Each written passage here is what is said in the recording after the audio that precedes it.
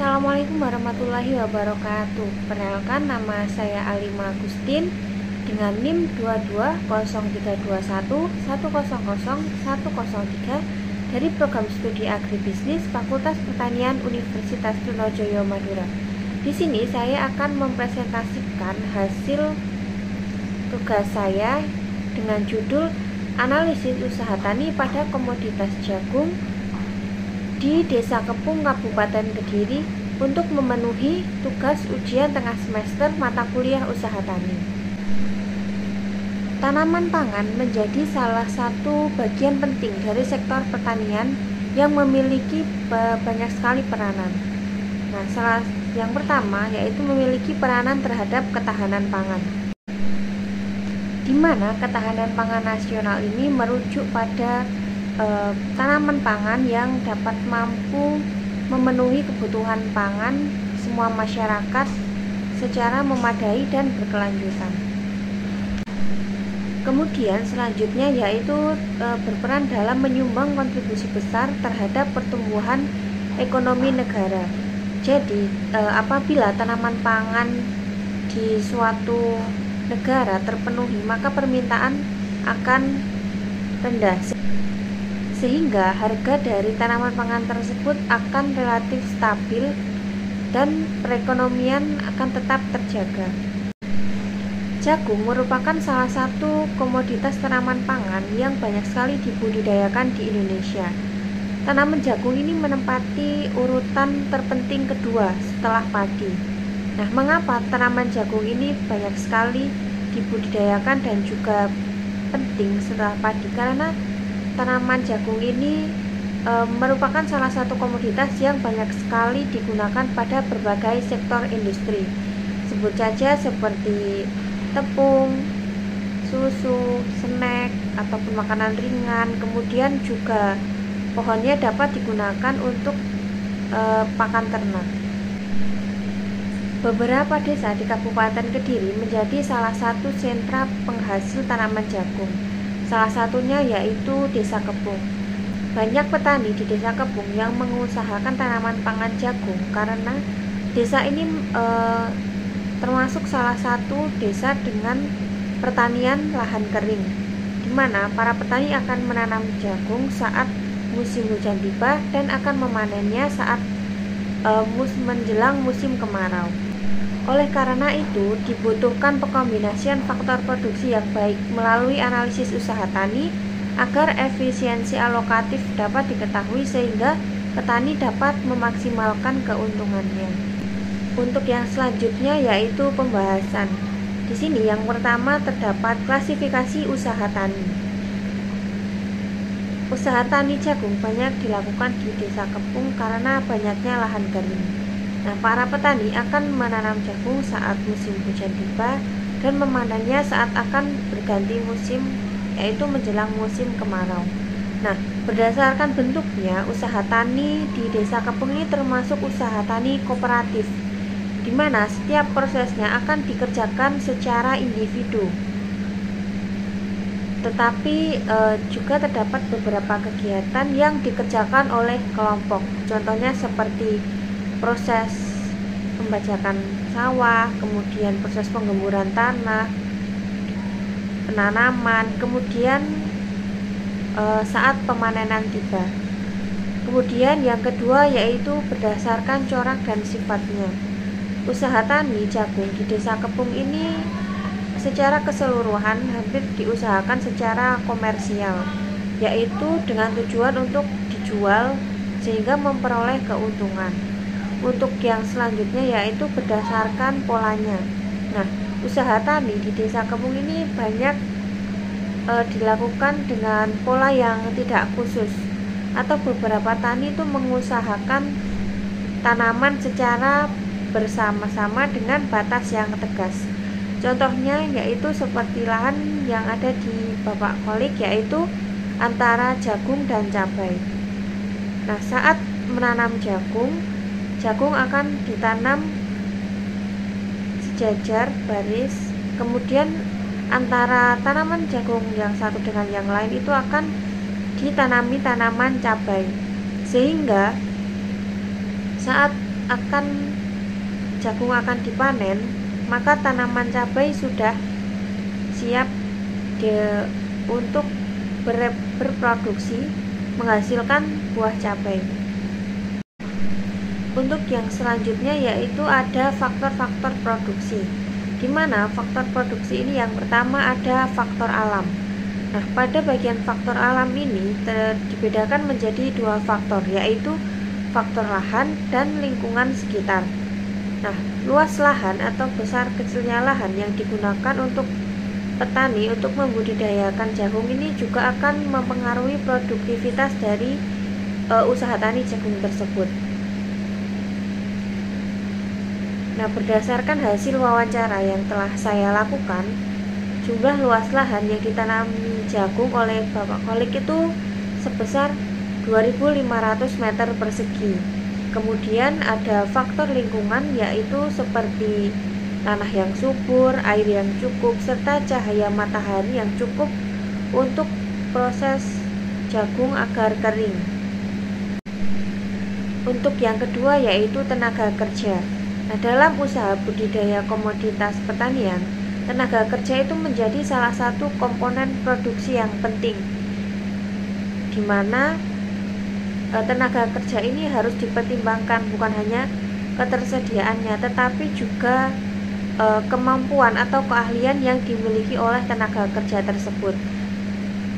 Sebut saja seperti tenaga kerja yang digunakan oleh Bapak Kholik dalam usaha tani komoditas jagungnya, yaitu seperti menggunakan 4 orang untuk mencangkul dengan sistem borongan. Kemudian 1 orang untuk membajak, yaitu entah masih menggunakan secara tradisional, yaitu dengan menggunakan sapi ataupun dengan menggunakan traktor. Kemudian 2 orang untuk menanam benih. Nah, untuk Bapak Kholik sendiri di sini juga menggunakan tenaga kerja keluarga, yaitu digunakan saat kegiatan menanam jagung atau memberikan pupuk kimia dan juga membersihkan gulma. Kemudian selanjutnya ada modal. Nah, modal ini juga menjadi faktor penting dalam usaha tani tanaman jagung, di mana penggunaan modal ini digunakan untuk meningkatkan produktivitas tanaman jagung itu sendiri. Selanjutnya yaitu manajemen. Nah, pada bagian manajemen ini terdapat beberapa tahapan. Yang pertama dimulai dari planning, yaitu dengan menentukan tanggal yang tepat untuk menanam jagung. Untuk Bapak Kholik sendiri itu biasanya menentukan tanggal saat musim hujan tiba, tetapi dengan memastikan terlebih dahulu apakah dalam seminggu itu hujan turun secara sering ataukah tidak. Kemudian dengan mempersiapkan modal sehingga dapat dilakukan pembelian pupuk seperti pupuk, pestisida, benih agar saat proses penanaman itu semua sudah tersedia dan dapat langsung diaplikasikan.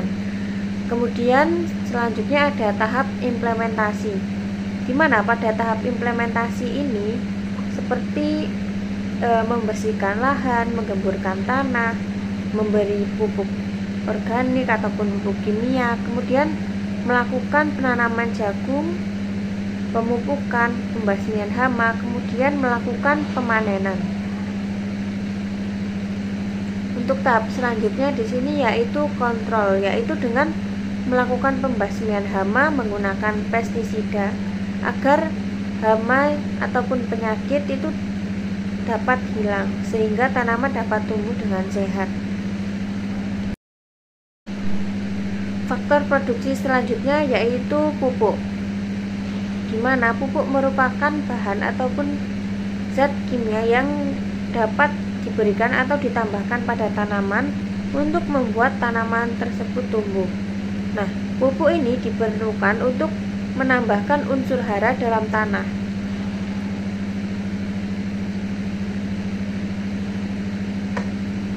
Nah, beberapa jenis pupuk yang digunakan oleh Bapak Kholek sendiri untuk menanam jagung yaitu terdapat 3 macam, yaitu pupuk NPK sebesar 5 kg, pupuk urea sebesar 200 kg, dan pupuk Ponska sebesar 100 kg.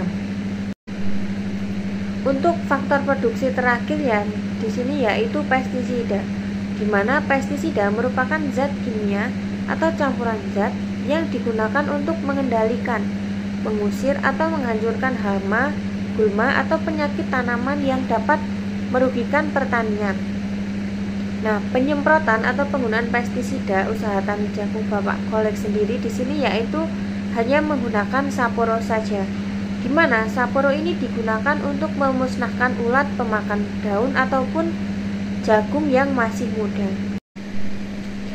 Baik, untuk yang selanjutnya di sini ada analisis biaya.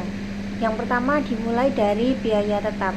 Jadi di sini biaya tetap dari usaha tani jagung Pak Kholek itu terdapat 4, yakni ada pajak lahan sebesar 114.000, kemudian ada penyusutan lahan sebesar 160.000, kemudian ada transportasi sebesar 4 juta, kemudian ada tenaga kerja keluarga sebesar 120.000, dan jika ditotal yaitu ada 4.394.000. Kemudian selanjutnya ada biaya variabel.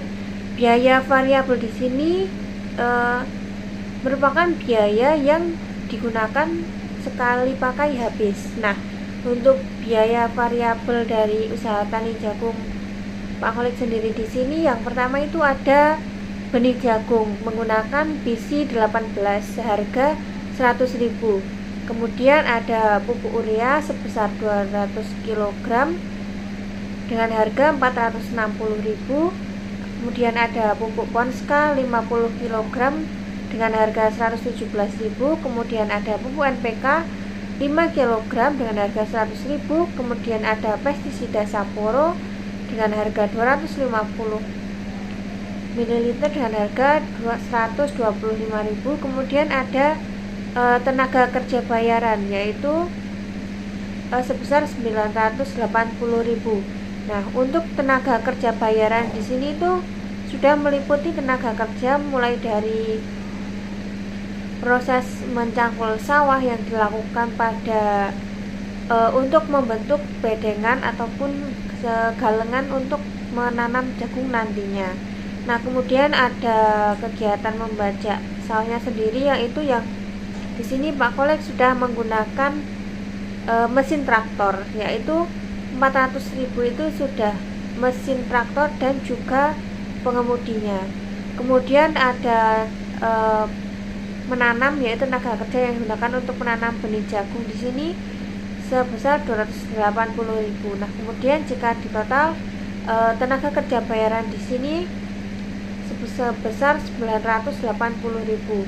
Nah, untuk biaya variabel sendiri di sini jika ditotal yaitu sebesar 1.882.000.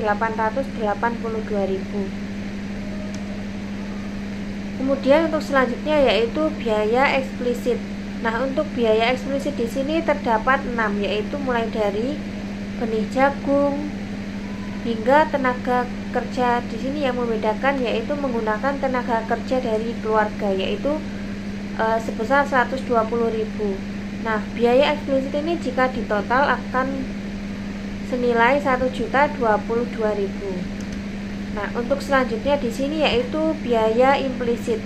Untuk biaya implisit sendiri di sini yaitu terdapat 2, yaitu penyusutan alat, yaitu 116.000 yang didapatkan dari biaya penyusutan 2 cangkul. Kemudian ada dari tenaga kerja keluarga sebesar 120.000.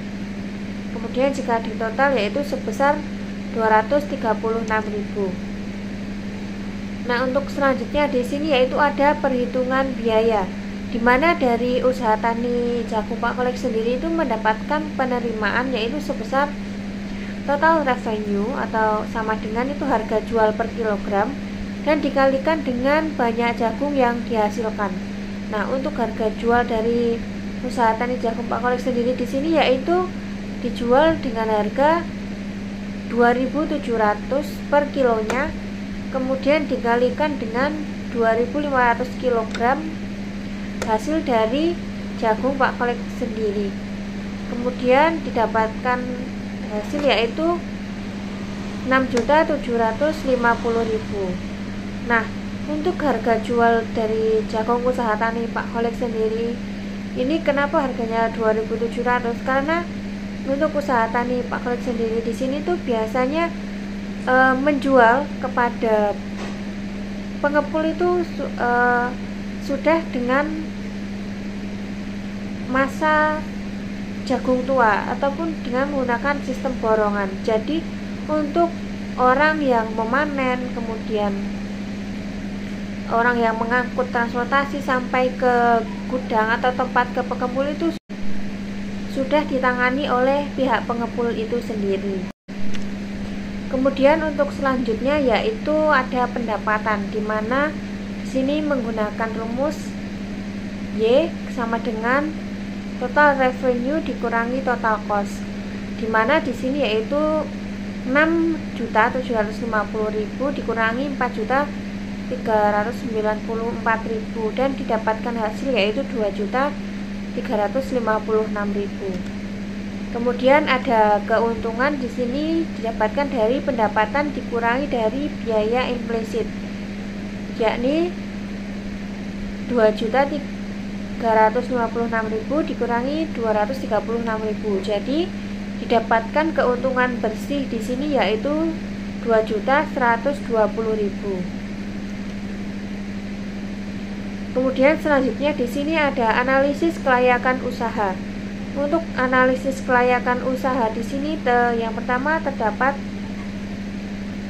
RC per rasio, kemudian dengan rumus TR per TC, kemudian dimasukkan angkanya yaitu 6.750.000 dibagi 6.276.000, yaitu didapat RC per rasionya yaitu 1,07.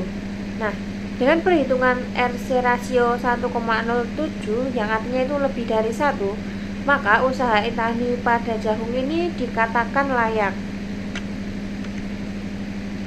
Kemudian untuk selanjutnya yaitu analisis BEP harga dengan rumus TC total cost per Hi kuantitas. Dan di sini didapatkan yaitu 6.276.000 per 2.700 dan didapatkan harga 2.324 kg per kilonya. Nah, untuk Pak Kolek sendiri tadi menjual dengan harga 2.700 kg, sehingga usaha tani jagung Pak Kolek di sini dinyatakan mendapatkan keuntungan dan layak untuk dijalankan. Kemudian untuk selanjutnya yaitu ada payback period dengan rumus total modal awal dibagi total bersih dikali 12. Dimasukkan angkanya, kemudian didapatkan hasil 3,5 bulan. Nah, artinya usaha tani jagung milik Pak Khalid sendiri di sini dalam waktu 3,5 bulan modal usaha tani Pak Khalid bisa diwastikan akan balik modal. Untuk selanjutnya yaitu BEP penerimaan dengan rumus fixed cost dibagi 1 dikurangi variable cost dibagi total revenue. Didapatkan hasil yaitu 4.393.999.000. Yang mana usaha tani Pak Khalid di sini sendiri itu mengalami kerugian karena seperti yang kita ketahui bahwa keuntungan bersih yang didapatkan dari usaha tani jagung Pak Khalid sendiri di sini yaitu sebesar 2.120.000. Nah, dengan demikian itu dapat disimpulkan bahwa usaha tani jagung itu memegang peranan penting dalam memenuhi kebutuhan pangan dan ekonomi daerah. Nah, melalui analisis usaha tani yang baik ini diharapkan dapat menjadi acuan agar usaha tani jagung itu terus berkembang dan lebih baik ke depannya, agar memberikan kontribusi yang lebih besar dalam mendukung ketahanan pangan dan kesejahteraan masyarakat, terutama bagi masyarakat di Desa Kepung itu sendiri.